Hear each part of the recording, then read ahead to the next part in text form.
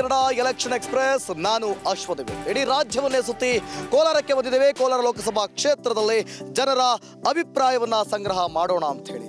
So ಈಗಾಗಲೇ ಪ್ರತಿಯೊಂದು ಕ್ಷೇತ್ರದಲ್ಲೂ ಕೂಡ ತಮ್ಮದೇ ಆದಂಥ ಅಭಿಪ್ರಾಯವನ್ನ ಜನರು ಹೇಳಿದ್ದಾರೆ. ಅದೇ ರೀತಿಯಾಗಿ ಕೋಲಾರ ಲೋಕಸಭಾ ಕ್ಷೇತ್ರದಲ್ಲಿ ಜನರು ಏನು ಹೇಳ್ತಾರೆ, ಯಾಕಂದ್ರೆ ಕೋಲಾರದಲ್ಲಿ ಬಹಳ ಟಫ್ ಇದೆ. JDS BJP ಹೊಂದಾಣಿಕೆಯಲ್ಲಿ ಅಂದ್ರೆ NDA ಅಭ್ಯರ್ಥಿಯಾಗಿ ಮಲ್ಲೇಶ್ ಬಾಬು ಸ್ಪರ್ಧೆ ಮಾಡ್ತಿದ್ದಾರೆ. ಕಾಂಗ್ರೆಸ್ನಿಂದ ಗೌತಮ್ ಸ್ಪರ್ಧೆ ಮಾಡ್ತಿದ್ದಾರೆ. ಒಂದು ರೀತಿಯಲ್ಲಿ ಜನರು ಯಾರು ಬೇಕು ಅಂತಾರೆ. BJP JDS ಸೇರಿ ಮಲ್ಲೇಶ್ ಬಾಬು ಬಂದರೆ ಸರಿನಾ ಅಥವಾ ಗೌತಮ್ ಬಂದರೆ ಸರಿನಾ, ಏನು ಹೇಳ್ತಾರೆ, ಯಾರು ಬಂದರೆ ಉತ್ತಮ ಅಂದರೆ ನಾವು ಯಾರಿಗೆ ವೋಟ್ ಹಾಕ್ತೀರಾ ಅನ್ನೋದಕ್ಕಿಂತಲೂ ಯಾರು ಬಂದರೆ ಅಭಿವೃದ್ಧಿ, ಯಾರು ಬಂದರೆ ಒಳ್ಳೆ ಕೆಲಸ, ಈ ಹಿಂದಿನ ಅಭಿವೃದ್ಧಿಗಳು ಎಲ್ಲದರ ಕುರಿತಾಗಿ ಜನರ ಅಭಿಪ್ರಾಯವನ್ನು ಸಂಗ್ರಹ ಮಾಡೋಣ. ಅದಕ್ಕಿಂತ ಮುಂಚಿತವಾಗಿ ಕೋಲಾರ ಲೋಕಸಭಾ ಕ್ಷೇತ್ರಕ್ಕೆ ಸಂಬಂಧಪಟ್ಟಂತೆ ಒಂದು ವರದಿ ಇದೆ, ನೋಡೋಣ ಬನ್ನಿ.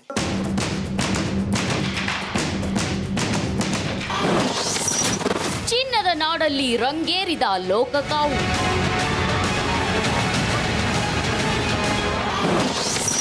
Mallesh Babu versus KV Gautam.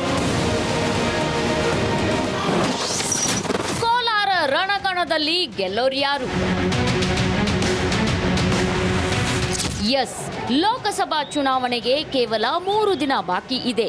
ಈಗಾಗಲೇ ಚಿನ್ನದ ನಾಡು ಕೋಲಾರದಲ್ಲಿ ಲೋಕಕಾವು ರಂಗೇರ್ತಿದೆ. ಮೈತ್ರಿ ಅಭ್ಯರ್ಥಿಯಾಗಿ ಮಲ್ಲೇಶ್ ಬಾಬು ಅಖಾಡದಲ್ಲಿದ್ದಾರೆ. ಕಾಂಗ್ರೆಸ್ನಿಂದ KV ಗೌತಮ್ ಕೂಡ ರಣಕಣದಲ್ಲಿ ಭರ್ಜರಿ ಪ್ರಚಾರ ಶುರು ಮಾಡಿದ್ದಾರೆ.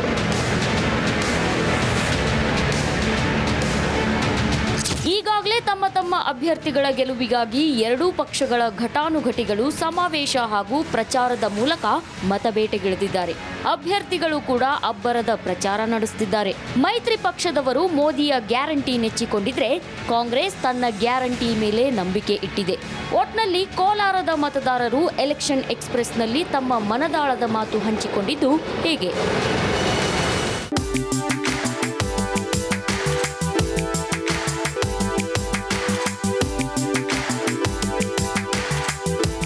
ನಮಸ್ಕಾರ. ಏನ್ ಸರ್ ಹೆಸರು? ನಾಗರಾಜ್ ಅಂತ. ನಾಗರಾಜ್ ಅವರೇ, ಹೆಂಗಿದೆ ಕೋಲಾರ? ಕೋಲಾರ ಇವಾಗ ಕಾವು ಇರ್ತದೆ, ಬಿಸಿಲು ಜಾಸ್ತಿ ಆಗಿದೆ, ಕಾವು ಏರ್ತಾ ಇದೆ, ಏನಾಗ್ತದೆ ನೋಡ್ಬೇಕು. ಎಲೆಕ್ಷನ್ ಬಿಸಿಲುಗಳು, ಕಾವುಗಳು, ಚುನಾವಣೆಗಳು, ಅಭ್ಯರ್ಥಿಗಳು ಇಬ್ಬರು ಫೈಟ್ ಇದೆ. ಕಾಂಗ್ರೆಸ್ JDS ಯಾರಾಗ್ತಾರೋ ನೋಡ್ಬೇಕು. ಯಾರಾದ್ರೂ ಮಲ್ಲೇಶ್ ಬಾಬು ಹೆಂಗೆ? ಮಲ್ಲೇಶ್ ಬಾಬು ಒಳ್ಳೆಯವನು. ಏನ್ ಮಾಡೋದು, ಬಾಯಿ ಮಾತಿಲ್ಲ, ಸರಿಯಾಗಿ ಬಾಯಿ ಇಲ್ಲ. ಏನ್ ಮಾಡೋದು, ಈ ಗೌತಮ್ ಅಂದವ್ರು ಬಂದಿದ್ದಾರೆ, ಅವ್ರು ಇನ್ನ ಇದೇ ಇಲ್ಲ, ಜನಗಳ ಪರಿಚಯನೇ ಮಾಡ್ಕೊಂಡಿಲ್ಲ ಅವರು. ಗೌತಮ್ ಅವ್ರು ಏನಾಗಿದ್ರು, ಹೆಂಗೆ ಕತೆ? ಕೋಲಾರಕ್ಕೆ ಸಂಬಂಧನೇ ಇಲ್ಲ ಅವರು, ಕೋಲಾರಕ್ಕೆ ಸಂಬಂಧನೇ ಇಲ್ಲ. ಬೆಂಗಳೂರಲ್ಲಿ ಇದ್ದವರು ಬಾಯಿ ಸರಿ ಇಲ್ಲ, ಇವ್ರ ಸಂಬಂಧವೇ ಇಲ್ಲ. ಸರಿ ಇದೆ ಪಾಪ, ಬಾಯಿ ಇಲ್ದವ್ರು ಮಾತಾಡಲ್ಲ ಅಂತ ಬಾಯಿ ಬಿಚ್ಚಲ್ಲ ಅನ್ನೋದು ಅಷ್ಟೇ. ಅವ್ರ ಬಾಯಿ ಚೆನ್ನಾಗಿರೋ ಚಾನ್ಸ್ ಇದೆ ಸರ್. ಯಾರು ಗೆದ್ರು ಒಂದು 50,000 ಅಷ್ಟೇ.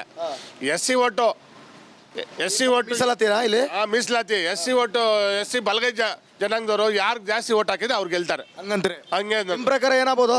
ನಮ್ಮ ಪ್ರಕಾರ ಕಾಂಗ್ರೆಸ್ ಗೆಲ್ತದೆ.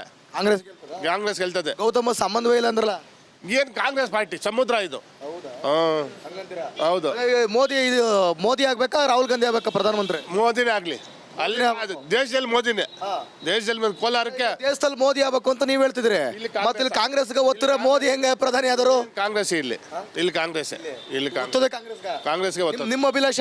ನಮ್ಮ ಅಭಿಲಾಷ ಕಾಂಗ್ರೆಸ್. ಹೌದು. ಓಕೆ. ಆದ್ರೆ ಕೇಂದ್ರದಲ್ಲಿ ಮಾತ್ರ ಮೋದಿನೇ ಆಗ್ಬೇಕು. ನಾಗರಾಜಣ್ಣ, ನಾನು ಹೇಳೋದು, ಇಲ್ಲಿ ನೀವು ಕಾಂಗ್ರೆಸ್ಗೆ ಒತ್ತಿದ್ರೆ ಮೋದಿ ಹೆಂಗ್ ಪ್ರಧಾನಿ ಆದರು ಅಂತ ಆಗ್ತಾರೆ ಬಿಡಿ ಅವರು. ಇಲ್ಲಿ ಕೋಲಾರದಲ್ಲಿ ನಮ್ದು ಸ್ವಲ್ಪ ಟೆಕ್ನಿಕಲ್ ಪ್ರಾಬ್ಲಮ್ಸ್. ಹಂಗೆ ಟೆಕ್ನಿಕಲ್ ಪ್ರಾಬ್ಲಮ್. ಓಕೆ ಅಣ್ಣ, ನಿಮ್ಮ ಹೆಸರು? ಕಾಂಗ್ರೆಸ್ ಗೆಲ್ತದೆ ಅಂತ ಹೇಳಿಲ್ಲ. ನಿಮ್ ಪ್ರಕಾರ? ಅದೇ ಪ್ರಧಾನಿ ಯಾರಾಗಬೇಕು? ಪ್ರಧಾನಿ ನರೇಂದ್ರ ಮೋದಿನ ಆಗ್ತಾನೆ. ಅಲ್ಲಿ ಇಲ್ಲಿ ಒಂದು ಸೀಟು ಹೋಗ್ಬಿಟ್ರೆ ಆಗ್ತಾನೆ ಅಂತೀರಾ? ಓಕೆ ಬಿಡಿ. ಅಣ್ಣ, ಹೆಸರು ನಿಮ್ದು? ಸುರೇಶ್. ಭಾಳ ಏನು ಫುಲ್ ಮೊಬೈಲ್ ಬಾರಿ ಯೂಸ್ ಮಾಡ್ತಾ ಇರ, ಏನು ಸಮಾಚಾರ? ಹೇಳೋದು ಸುರೇಶ್ ಅಂತ. ಸುರೇಶ್ ಅಂತ ಏನಣ್ಣ, ಹೆಂಗೆ ಮಲ್ಲೇಶ್ ಬಾಬು ಹೆಂಗೆ, ಗೌತಮ್ ಹೆಂಗೆ, ಕ್ಯಾಂಡಿಡೇಟ್ಸ್ ಹೆಂಗೆ? ನಾವು ಸೆಂಟ್ರಲ್ ನೋಡಿ ಓಟ್ ಹಾಕೋದು, ಮಲ್ಲೇಶ್ ಬಾಬು ಗೆಲ್ತಾರೆ. ಅದರಲ್ಲಿ ಮಾತ್ರ ಈ ಗೌತಮ್ ಅನ್ನೋದು ಇಲ್ಲಿ ಯಾರು ನಮ್ಮ ಪರಿಚಯನೇ ಇಲ್ಲ. ಬೆಂಗಳೂರಿಂದ ಬಂದಿದ್ದಾರೆ, ಇಲ್ಲಿ ಕೈ ಹೋಗ್ಬೇಕು, ಸಿಗ್ಬೇಕಲ್ಲ ಅವ್ರು. ಸಿಗೋದೇ ಇಲ್ಲ ಅವರು. ಮಲ್ಲೇಶ್ ಬಾಬು ಅವ್ರು ಹೆಂಗೆ ಕೆಲಸ ಮಾಡ್ತಾರ? ಕೆಲಸ ಒಳ್ಳೆ ವ್ಯಕ್ತಿ ಮಾಡ್ತಾರೆ. ಕೋಲಾರ ಅಭಿವೃದ್ಧಿ ಆಗಿದೆಯಾ? ಕೋಲಾರ ಅಭಿವೃದ್ಧಿ ಆಗಿದೆ. ಹೆಂಗೆ? ಈ ನಡುವೆ ಆಗಿಲ್ಲ. ಯಾರು ಮಾಡ್ಬೋದು ಮತ್ತೆ? ಸೆಂಟ್ರಲ್ ಬಂದರೆ ಮಾಡ್ಬೋದು ಅನಿಸ್ತದೆ. ಯಾಕೆ ಮೋದಿನೇ ಯಾಕೆ ಪ್ರಧಾನಿ ಆಗಬೇಕು? ಮೋದಿ ಎಲ್ರಿಗೂ ಒಳ್ಳೇದು ಮಾಡಿದ್ದಾನೆ.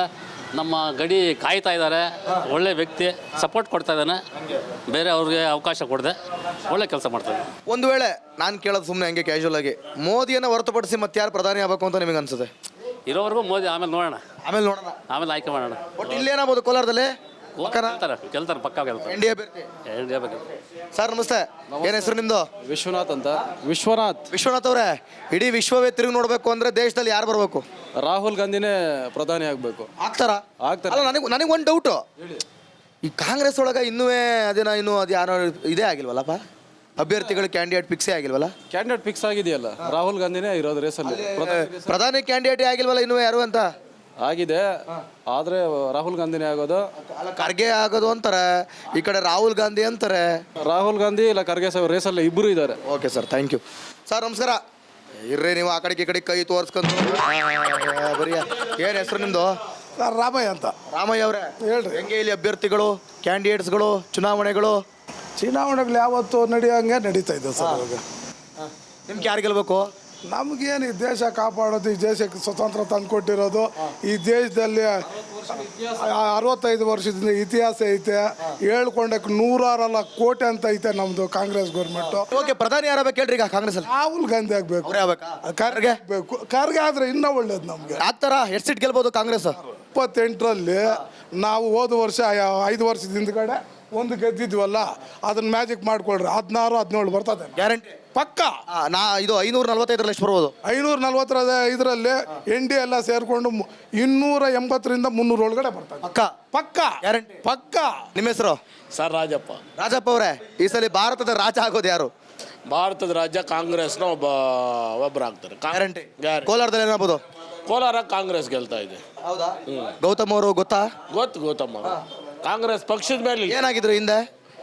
ಗೌತಮ್ ಅವರು NSUಯಲ್ಲಿ ಕಾಂಗ್ರೆಸ್ ಪಕ್ಷದಲ್ಲಿ ಸ್ಟೂಡೆಂಟಿಂದ ಕೆಲಸ ಮಾಡ್ಕೊಂಡು ಬಂದಿದ್ದಾರೆ.